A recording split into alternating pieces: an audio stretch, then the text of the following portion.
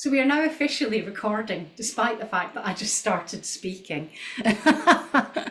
That's just so me. Perfect. Okay, so suggestion, you don't have to do it, that you might want to take 1 or 2 bricks just to pop underneath the sit bones, and we will come to a comfortable cross-legged position. I say comfortable, I know it's not for everyone. Just shuffling mine a little further back. So let me look a bit better in frame. Lovely.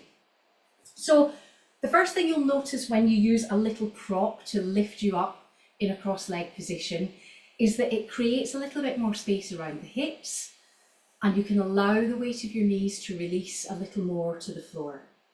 It might be helpful if you have the mobility in the hips to allow almost like the shins to hold you up, and then lean gently back, imagining that invisible wall from the back of the head to the tailbone. Take a moment to turn the palms up towards the ceiling. We'll bring the index finger in towards the palm of the hand and just place the pad of the thumb over the index finger, just to make a little mudra. If you're happy to do so, close the eyes. Otherwise, allow the gaze to soften. Bring your awareness to the breath. And we'll just begin our practice today by slowing the breath down, observing the journey of the breath, being open to receiving any messages back from the body, tuning in on any parts of the body that perhaps need a little release, a little letting go. And start to make that breath a little deeper, consciously filling the lungs completely, then emptying the lungs fully.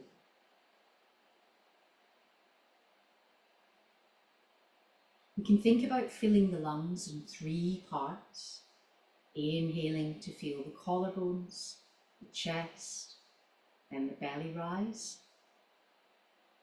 Exhaling to soften the collarbones, the chest, and the belly last. It feels a little bit like filling a balloon from the bottom up. Exhaling from the top down.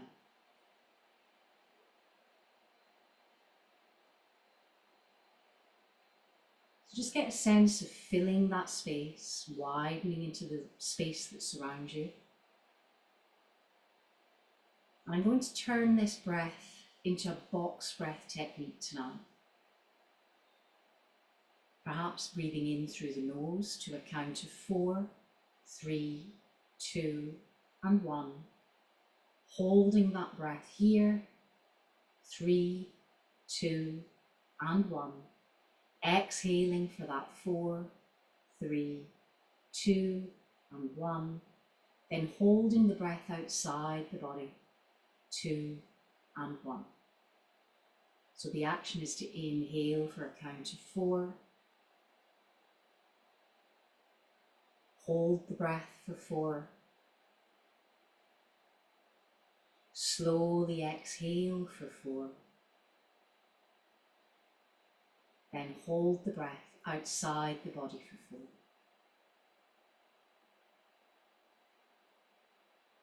Follow that pattern. The rhythm of your breath may differ from mine, so I'll try not to count for you. But mindfully feel that opening, widening with every inhalation. That control as you soften and release through the exhalation. And then in those pauses between the breath, notice the feedback from the body as you just observe that quiet and calm here.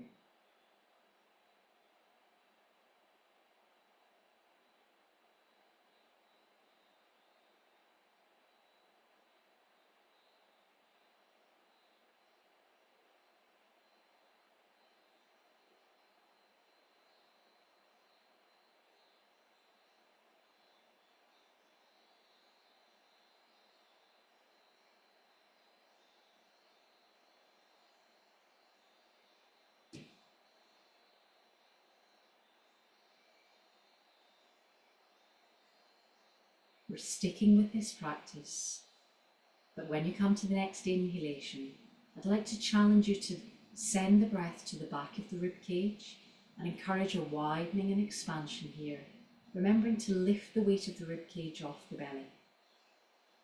As you retain the breath, mindfully draw the shoulder blades together. As you exhale, keep that height, that control in the upper body, feeling the belly move. Allow the breath to leave the body. Then begin again with that inhale, expanding all the way through to the back of the rib cage. Retaining the breath here. Exhaling fully. Holding the breath outside the body. I'm going to leave you to do 4 further full breath rotations.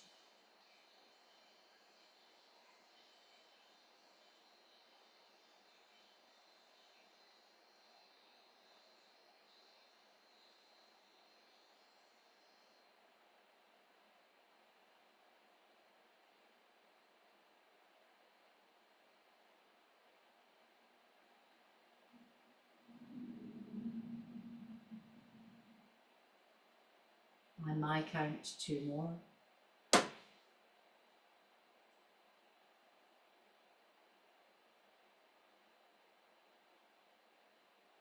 Last full breath rotation when you're ready. Just signal to me that you've completed your practice by blinking the eyes open when you're ready.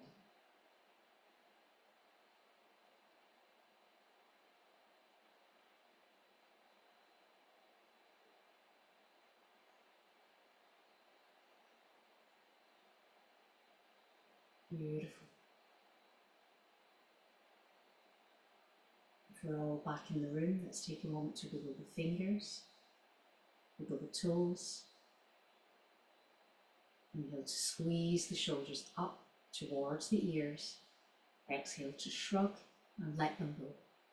Wonderful. So I'm very mindful we've been in this cross-legged position for a while, so let's just switch it over. Sarah, you froze for a while there, so you might want to just check your connection.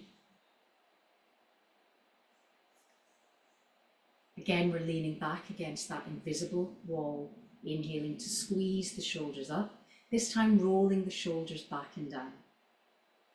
Taking a few circles here, nice and easy. Releasing any tension here. As you allow the shoulders to release back and down, let's now turn the nose over the right shoulder, bringing the underside of the chin parallel to the floor. Bring the nose back to center. Take the nose to the opposite shoulder. Then on the exhale, lower the chin down to the shoulder, trace the collarbone. Take a moment in center. Then continue tracing the collarbone until you wind up over that first shoulder again.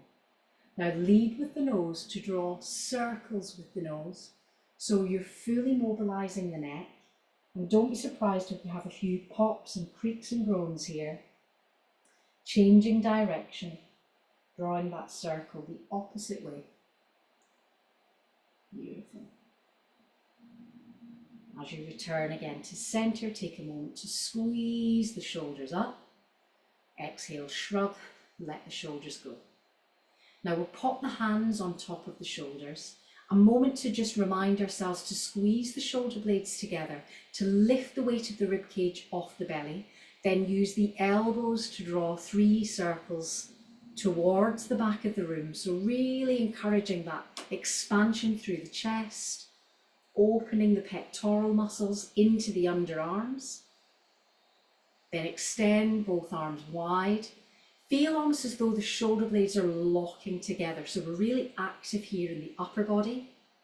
On the next exhalation, drawing the tummy button in, keeping the chin parallel to the floor, nice and relaxed through the neck, pressing through the fingertips. And I'm not going to hold this for long because it's a warm evening and it's a very heating posture. But we want to keep this level of strength and control in the arms and the shoulders as we bring the palms towards heart center, pressing the fingertips forward, bringing right forefinger over left, creating an, oh, I've forgotten the word, turning the hands inside out, inhaling to lift the arms up overhead. And sometimes it takes us 2 or 3 breaths to find a comfortable full range position here.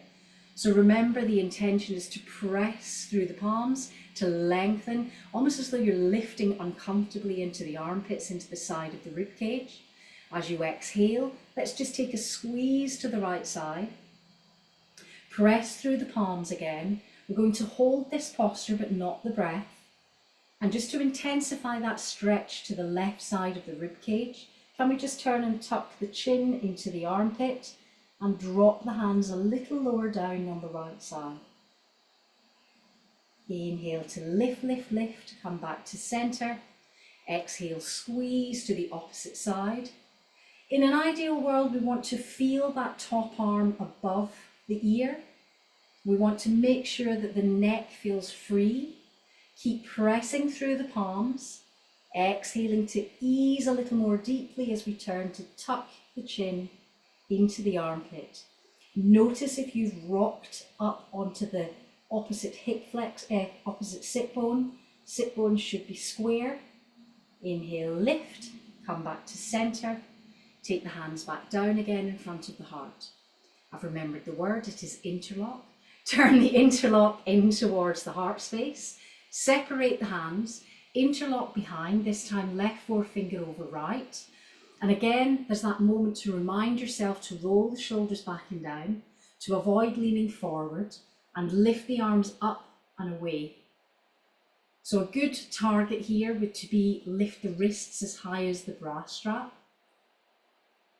It's quite a challenge, but that's just a target, that's all.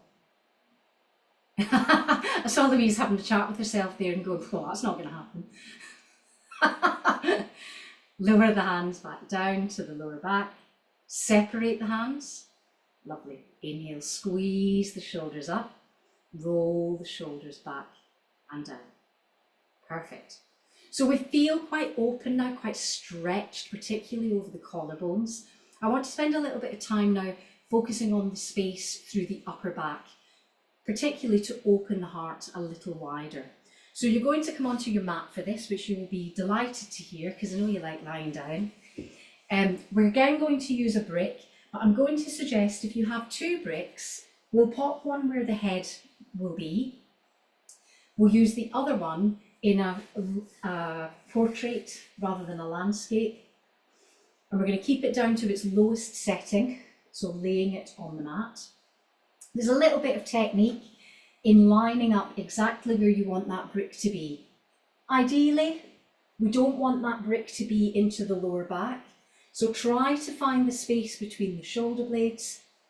Bring the shoulder blades to rest around that brick, and then if you have a second brick or a pillow or a blanket, you can use that to prop the head up. Now, not everyone will need to prop the head up. Some of you will be comfortable to bring the head to the floor. I know that that's not in my practice, so I prefer to have that little bit of support. So ideally, we kind of feel as though the wide muscles of the back now are wrapping around that brick, creating an opening across the heart space. This is a yin posture, which means we don't have any activity around this. We again focus on the breath. We just give ourselves some time to ease into the discomfort. Most of us have a tendency to have curvature in the upper spine. We get that from driving, from sitting at a desk. Many reasons why we curve the upper back. So forcing ourselves to open through the heart space, to bring the weight of that upper back over something as unyielding as that brick shape can be quite challenging. So be kind to yourself. Work through the discomfort. If it feels more comfortable, you can take your arms a little wider You might even want to take a T shape here. Just notice that the wider you take your arms, the more that you feel an opening into the pectoral muscles, into the side of the rib cage. It becomes a little bit more of a compound release. If you're using a brick to prop the head, you might want to take a moment of sliding that brick away and just seeing how it feels to bring the head to the floor. For some people, it's too intense. It can feel very unnatural on the back of the neck. I'm just pausing here for a moment in this heart opening posture.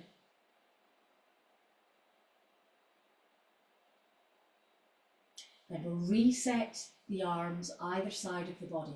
So I'm going to bring the elbows in to either side of the rib cage, push into the forearms. If the head is resting on the floor, let's switch off the neck first by bringing the chin towards the chest, engage the core and lift yourself up into a seated position. Feel free to bend the knees to make that easier. Now pop that one brick that you've got left to the side and roll yourself all the way back to the floor again. So beautifully we've created space across the chest. You probably feel quite a bit wider through the muscles of the upper back into the middle back, and the lower back will feel a little more released because it's just had that little extra element of stretch there.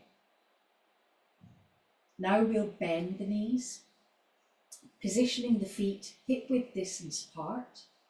Lift the right foot up, park it on top of the left knee. Lift the left knee up and draw that knee in towards the chest. So a really easy figure of four posture, lying on our backs. Every out breath, drawing that left knee a little closer. Then when you're ready, replace that foot to the floor, unhook, bring the opposite foot up and over, squeezing the knee in. Enjoying that little release through the side of the hip, into the buttocks, perhaps a little bit into the hamstrings. Now replace that foot to the floor. As you unhook the left foot, we're going to bring both knees in towards the chest. This is a moment to gently rock from one side to the other. Then come back to centre. For now, we're going to keep the left knee bent. We're going to press the right heel up towards the ceiling, and I'm going to bring the hands as an interlock on top of that left shin. So I'm encouraging a little bit of pushing the knee down towards the belly, pressing the right heel up towards the ceiling. Inhale to point, exhale to flex, inhale to point, come back again to full flexion, keep pushing through the heel. Then we'll change that action into drawing 3 circles in towards the midline of the body. Change direction, take those circles the opposite way. So we're just building up a little mobility in the ankles, pressing through the heel to just find that warmth through the back of the hamstring.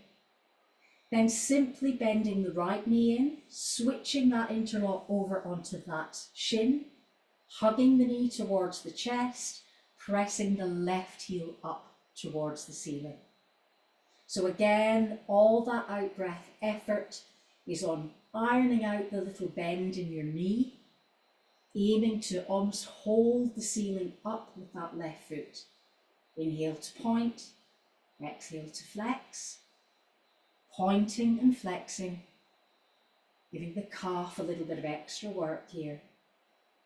Then using the big toe to draw 3 circles in, change direction, take the circles the opposite way.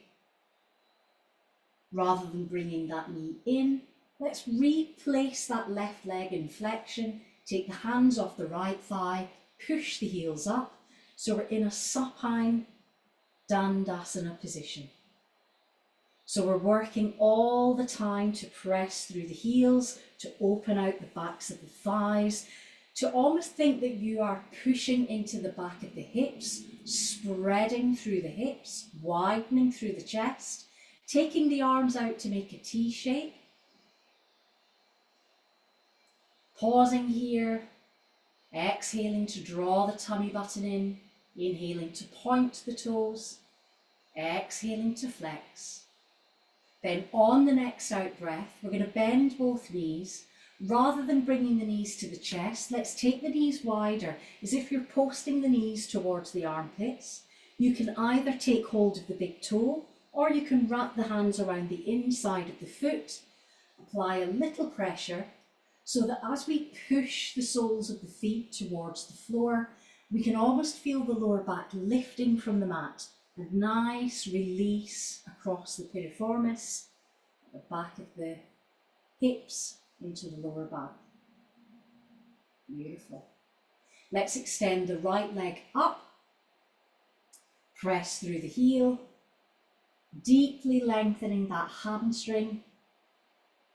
Then on the out breath, take that right leg a little wider. So we're transferring the stretch into the inner thigh, pressing through the heel, trying to keep the back of the hip, the back of the shoulders square.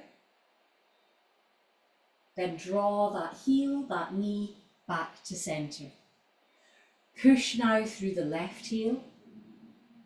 Again, we're keeping hold of the toe, as much as anything just to provide a little resistance to push the foot against. But realistically, the arms are a lot shorter than the legs, so if it's uncomfortable on the elbows, just shift the hand further down the leg. As you exhale, take that left foot out to the left side, press through the heel. Be mindful that we're equally weighted through the back of the hips, through the back of the shoulders. Then again, we can bring that knee, that foot back into a centred position. Take a moment to gently rock from one side to the other, don't overdo it. Then release back to centre. Replace both feet on the mat. Bring the hands either side of the hips, push down into the soles of the feet, lift the bottom from the floor, keeping the knees tracking in line with the hips, i.e. not rolling out. Press the shins forward, lift the thighs, lift the hips a little higher.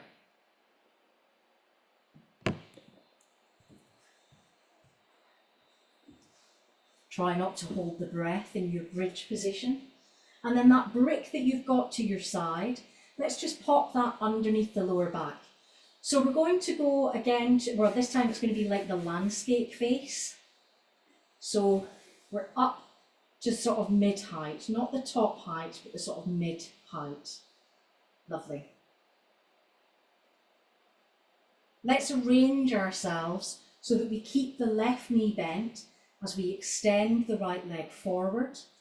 We keep that heel rested on the floor, and then very slow, very gently draw the toe from one side to the other, a bit like windscreen wipers, but lots of control so that we're gently opening into the hip flexor, not overdoing things.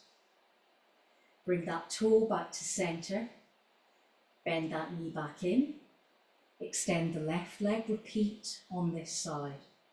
So ideally we're keeping the foot in flexion, we're just using that toe travelling from one side to the other. Feels like a metronome, doesn't it?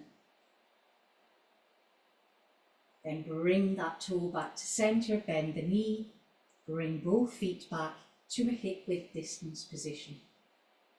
Push down into the soles of the feet, and we're just going to change the shape of the brick. We're just going to bring it down flatter, so onto its lowest setting effectively, making sure the brick is behind the flat bones above the bottom, so not on the spine, not on the tailbone. And this time I invite you to take both legs forward. Nothing fancy with the feet here. It's all about feeling gravity draw the lower legs to the floor, encouraging that opening through the heart space, and breathing space into the front of the hips here, into the hip flexors. Inhale to lift both arms overhead, rest the backs of the hands to the floor. As you exhale, Can we make cactus arms? So the elbows are bent, the palms are facing up towards the ceiling. We're rested on the flats of the shoulder blades, but we're now really opening through the chest. We can start to feel that there's a little bit more resistance in the lower back and hip flexors. We work with the breath as we exhale. We just release those feelings of tension. Feel yourself merge with the brick beneath you. Know that it's fully supporting those muscles on the lower back. As you allow the belly to soften, the chest to relax, the jaw to release. Now, very subtle movement here. Again, we're going to bend the knees just enough that we can pick the bottom up off of the brick, slide the brick to one side, keep the arms in that cactus shape, roll down through the spine and bring the bottom towards the floor. You know that if you rush this, you won't enjoy it half as much. So enjoy that full release, flat, soft. Keep those cactus arms as you bring the soles of the feet together. Allow the knees to fully release and widen. A little tip here, just because we have the bricks to hand. Some people find this supine Baddha Konasana a little bit challenging on the knees as well as the hips. It may be that if you have a brick handy, you could prop the brick underneath the knee or underneath the thigh, just to provide a little bit more support there. Not everyone needs it, but it's a useful thing to have in your toolkit. If the knees are supported, it means that the inner thighs are not having to work quite so hard to control, so you can deepen and widen the stretch in a much more relaxed and supported way. On the next out breath, bring those hands back down either side of the hips, palms again turned up towards the ceiling. Draw the tummy button in, slide the knees towards one another. If you've used some props to hold the knees up, just pop them to one side. Draw the knees in towards the chest. Then place the hands behind the thighs. Take a deep breath in as you exhale, roll up, come into Navasana or boat pose. So in our Navasana posture, we typically start with the hands behind the thighs just to give us a little bit of alignment. So this is a reminder that we are almost like creating a bit of tension to lift the body against, rolling the shoulders back and down, lining up the back of the head with the tailbone. Then when we feel supported, we can bring the hands either side of the knees. Inhale to lift up. On the exhale, there's two actions here. First action is to bring the hands to an Anjali Mudra. A little inhale again to re-lengthen. As you exhale, twist to bring the elbow to the outside of the knee. Then inhale, lift those arms all the way overhead again. Exhale, back to center. A little inhale to realign. Exhale to twist. One more set. Inhale, lift up. Exhale, first part. Inhale, exhale, second part into the twist. Inhale all the way overhead. Exhale, hands back to chest. Inhale, realign. Exhale, twist. Inhale, arms overhead. You can reposition the hands behind the thighs, keep that lift. Draw the soles of the feet together. Allow your body weight to become upright, not tipped forward. Lift, lift, lift out of the sit bones. As you exhale, hinge. My choice is to have my hands just around the toes. We're taking a moment to realign, so lengthening the sternum forward without curving the back, keeping the back of the head lined up with the tailbone, then nudging the sternum towards the feet, drawing the shoulder blades together. Then engaging the core, inhaling, lifting, coming back to center. Easy one here. We're literally just bringing the soles of the feet to the floor, placing the hands behind the hips, and then we're just nudging the knees from one side to the other. Beautiful. I always feel like I travel in this position. I just feel like I'm sliding away from my hands. Then come back again to center. Perfect stuff. Okay, let's take the left leg wide. Bring the sole of the right foot. Is that what I meant to do? Yes, it is what I meant to do. Thank you, don't question yourself, madam. Lifting up out of the sit bones. We've just done a little bit of a twist there. We've obviously mobilised and created space through the chest. So we're going to repeat a twist. Visualise that you're bringing the rib cage up and over so that the chest now lines up, or the sternum lines up with that knee. Hands either side of that bent leg. Lift up and lengthen. Exhale to hinge forward. Bringing the belly towards the thighs. And guess what, guys? That opposite sit bone should be on the floor. So try not to overreach. That's not really the point here. Push down into the palms of the hands. Walk back to center. Lift up and lengthen, bringing the rib cage back to face forward. Now on this action, we're going to reach the left hand towards the left toe. I want you to think about this twist that we've created in the chest. So we're rotating the rib cage up towards the ceiling. We're lifting that top arm up. An invitation to bring that top arm over the midline of the body. Keep rotating through the rib cage. I'm going to give you an alternative on the other side. Inhale, lift, come back to center. Beautiful. So we're going to come over to the other side. There's an alternative way of doing that reach.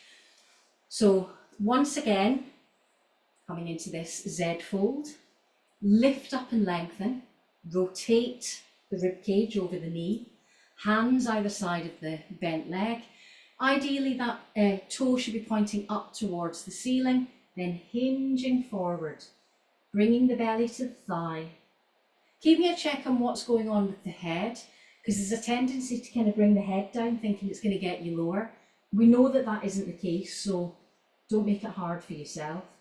And keep righting that lift of the sit bone, pressing it towards the floor. Then lift up, we'll walk back to center, we'll realign in center. We're taking now the left hand to the left toe. Is it left or is it right? It's right. Excellent. Because I'm in my practice now of always teaching you in mirror, but I've set up my Zoom to mirror what I'm doing. So it looks like a double negative to you, I'm sure. I must figure it out. So lift this opposite arm up. I'm going to say opposite, that's easier. In the first version, there was an invitation to come across. In this version, why don't we take the hand behind? So let's stop worrying about what's going on in the shoulder.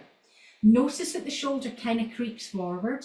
So take all your attention to that side of the rib cage. Twist, twist, twist. Look up. Bring the side of the rib cage towards the thigh. Keep deepening that stretch. Then inhale, lift. Come back to center. Take that bind away. Extend both legs forward. Wee bit of a shiggly shimmy. And then we're coming up into all fours. So we're going to do a little brief downward facing dog sequence, and I promise you can have a lovely relax. You had a lovely breathing thing at the beginning, so you're doing all right. You're doing all right. I'm not pushing you too hard. So again, we might not need them, but keep those bricks at the end of your mat just in case you run out of space, because sometimes they're quite handy to have. So spreading the fingertips, pressing the base of the fingers into the mat. Really important that we're grounded into the base of the thumb. Turning the toes under, push the sit bones back, lift up into your downward facing dog. So we're going to ease ourselves into our downward facing dog by pedaling one heel to the floor, then the other. So we did a little bit to warm up the back of the legs. It's also a very warm day, so usually this feels a little bit easier when we've done that prep. Lift the tailbone, push the sit bones to the back of the room, prop the heels down towards the floor, position the ears between the upper arms. We're going to pause here for 4 full breath rotations. So deep inhalation all the way to the tailbone, full exhalation all the way down through the soles of the feet. Breathe in through the soles of the feet. Breathe out, down through the length of the spine and out through the palms of the hands. Breathe in through the palms of the hands, sending that breath through the spine to the tailbone. Exhale, lower the breath towards the feet. Last full breath rotation. Breathing in, up through the legs, down through the spine, out through the palms. On your out breath, bend the knees, sit back on the heels. If you wish to use a brick under the forehead, now is a good time. Let's give the wrists a rest by bringing the hands either side of the ankles. Let the shoulders flop forward. So we're back into widening the space in the upper back, softening, releasing. No tension here, no holding here. And if your wrists feel a bit tight, you can always draw little circles with the wrist in both directions. Lovely. So the next little sequence might not work in dolphin. I haven't tested it. So you might want to watch it and think about how to best modify for those of you who prefer dolphin. Because Abby, you're not alone, there is someone else who likes dolphin. So we're keeping our elbows nice and soft. I'll demonstrate first and then I'll let you do it and I can watch you. So we're lifting up into downward facing dog. We're going to come into a 3-legged dog, keeping the hips square. And then on the out breath, notice the action. We're bending the knee, then we're bringing the shoulders forward over the wrists. It's almost like a plank position. Then we'll step that foot back, lift up into the down dog, 3-legged dog, half plank, and then we'll finish on a full plank. Are you with me? You probably can modify on forearms, but you might run out of space. That's all I'm thinking. That bringing the knee forward might be a challenge. So have a play, see what works. I think I'd run out of room for my boobs if I did that. Not gonna lie. Sarah's like, yep, I'm already ahead of you there, love. Super. So full downward facing dog, lifting the tailbone, then coming into a 3-legged dog. Then as you bend that knee, imagine that you're coming into a tummy crunch. So you're lifting that knee forward, it's hovering off the mat, and your shoulders are over your wrists in that half plank. Then stepping that foot back, resuming your downward facing dog pose.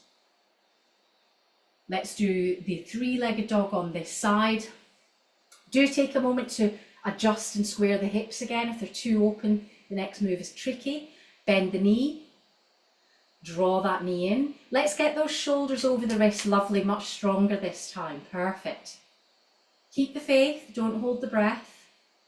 On your next exhalation, step that left foot back. And actually where you should end up is a full plank rather than down dog, so just adjust, beautiful. And then Lauren, because you so proudly told us that you can now do a press up, your invitation whether you do chaturanga or knees, chest, chin.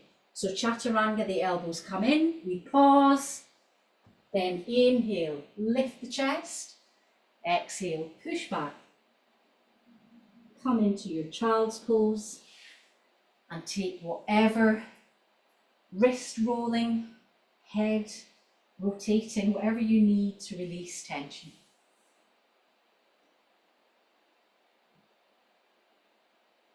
You see, it didn't last long, that little sequence. I just wanted to throw something in there.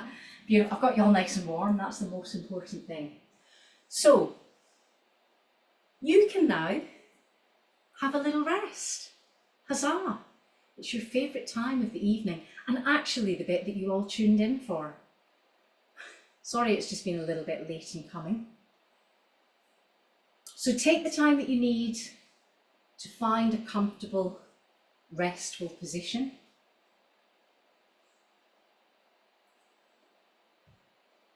Your choice whether you lay back in Shavasana. Some of you prefer to be seated upright.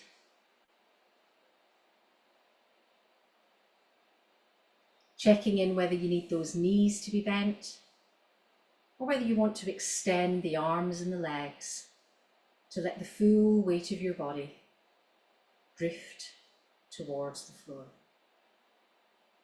So I finished you on a sequence that was quite, it got the heart rate going and it warmed us up. So for now, I just want you to notice the rate of your heart. You know that you can slow that pace of your heart down by taking control of the breath, by thinking of that 3-part breathing, inhaling to the belly, the chest and the collarbones, exhaling from the collarbones, the chest and the belly last. If the heart is still racing, that will feel a bit quivery, so do 2 or 3 of these just to get yourself back into a calm space.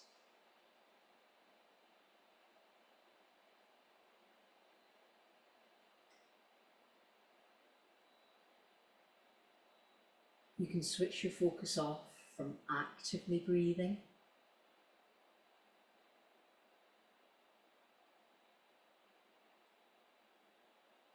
Allow yourself to slide back into passive breath,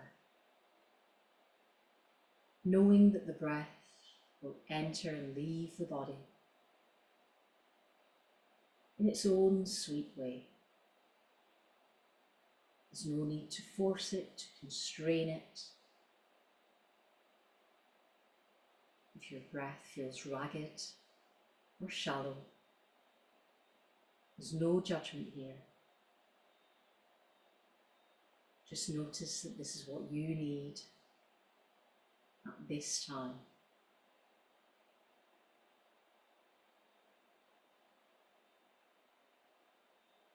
Start to pay attention to the space that surrounds you. Perhaps you can hear familiar sounds around you. Perhaps you're aware of movement in other parts of the house. Allow yourself to tune into these familiar sounds with curiosity. No need to judge or get involved. Just an awareness that these sounds are going on around you.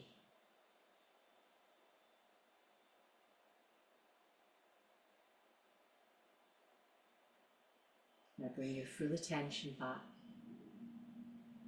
to the sound closest to you, the sound of your heartbeat.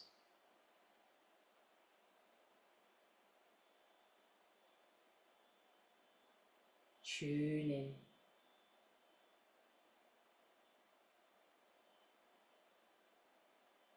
So that all you can hear is the beating of your heart.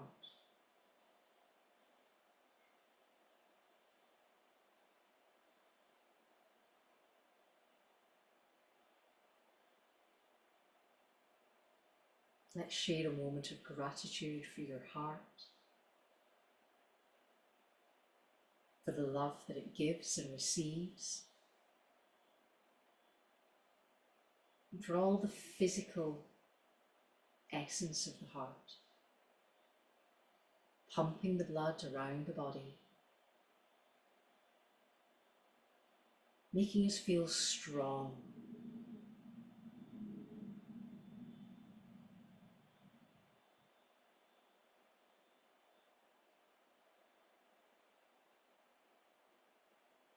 Continue to deepen the breath,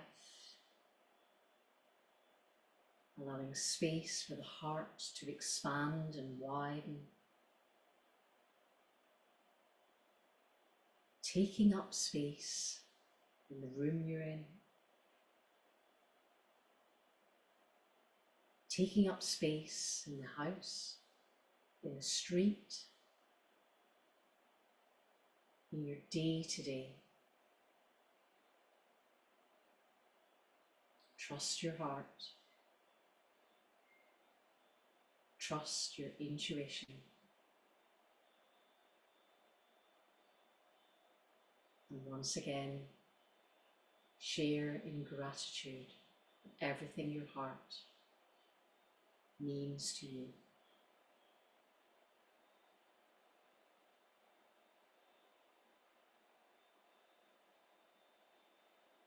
Now imagine that you're turning down the volume dial on that heartbeat.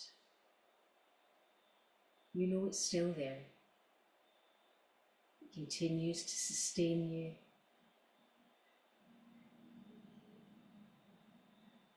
As you once more become aware of the sounds in the room and the house.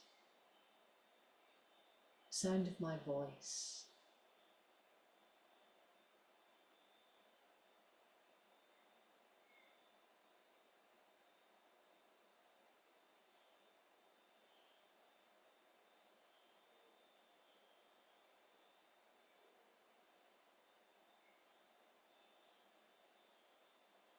Notice exactly how you have positioned your body against the mat, against the floor.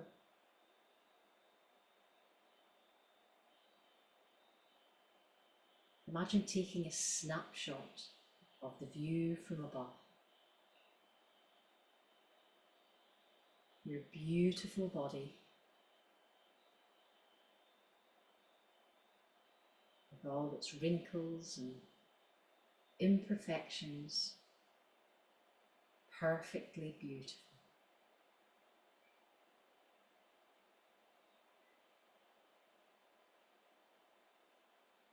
Now, whether you're laid on your back or sat upright, take a moment to stretch your arms wide, reaching out through the fingertips, drawing the shoulder blades together, opening up through the heart space once more. Then as you exhale, draw the arms in to give yourself a big hug. Hold that hug tight.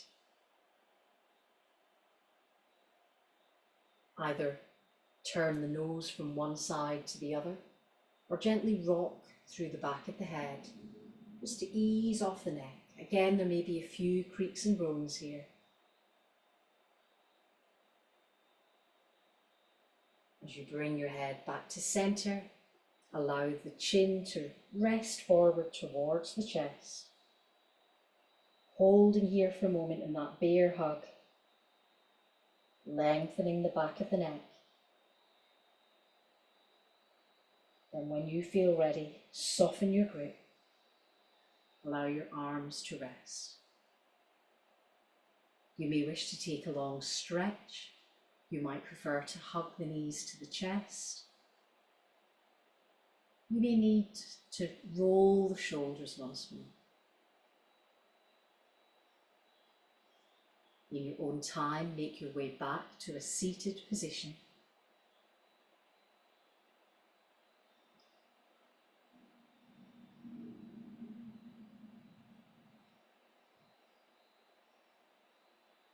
Bringing the hands, when you're ready, to an Anjali Mudra.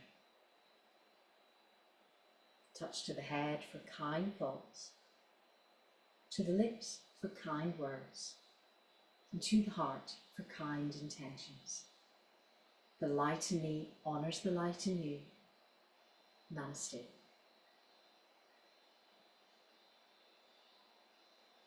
Beautiful. I think we managed to keep our cool.